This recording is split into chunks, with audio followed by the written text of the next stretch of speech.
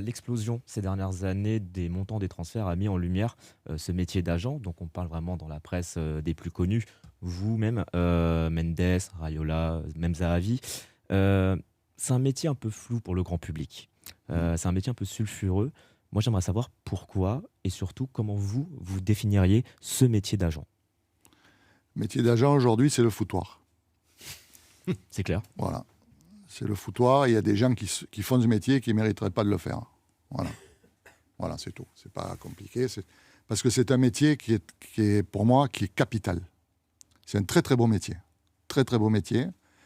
Parce qu'il il est nécessaire pour les joueurs. Très important pour les joueurs. Pour les clubs aussi. Très important. Et donc, c'est un métier qui doit être considéré. Et c'est vrai qu'aujourd'hui, c'est un métier, quand on en parle de l'extérieur, on dirait qu'on est des gens très mal vus. Très mal vus. Mais malheureusement, les bons payent pour les mauvais. Et comme il y a plus de mauvais que de bons, donc vous donnez la caricature du métier que c'est, quoi. Vous voyez ce que je veux dire? Et comment lever un peu ce mythe Parce du qu'il y a métier 30 ans sulfureux? ou 40 ans, quand on ne savait pas quoi faire dans la vie, on ouvrait un bar ou un restaurant. C'est des métiers tout à fait honorables. Hein. Tout à fait honorables. Et aujourd'hui, souvent, on veut faire agent de joueur. Alors pourquoi pas? Il faut qu'il y ait un renouvellement parce qu'on n'est pas éternel. C'est un métier. Parce que c'est un métier. Et comme tous les métiers, ils s'apprennent. Et donc il faut du temps, il faut de l'exigence. Et aujourd'hui, il y a des gens qui font ce métier parce que uniquement ils voient le joueur comme un billet de banque, quoi. Vous voyez ce que je veux dire?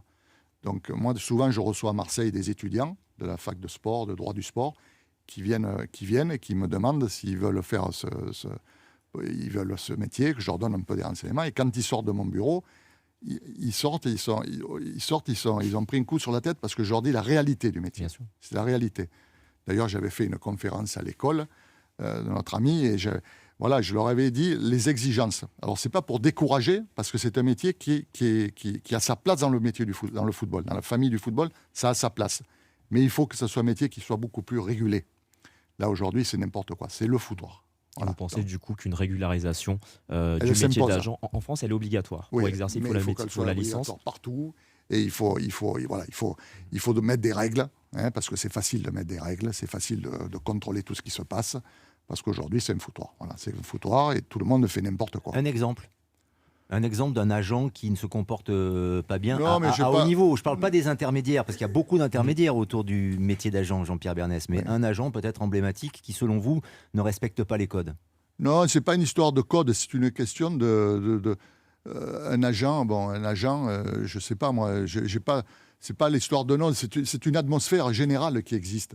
Moi, je suis dans mon activité, je suis seul.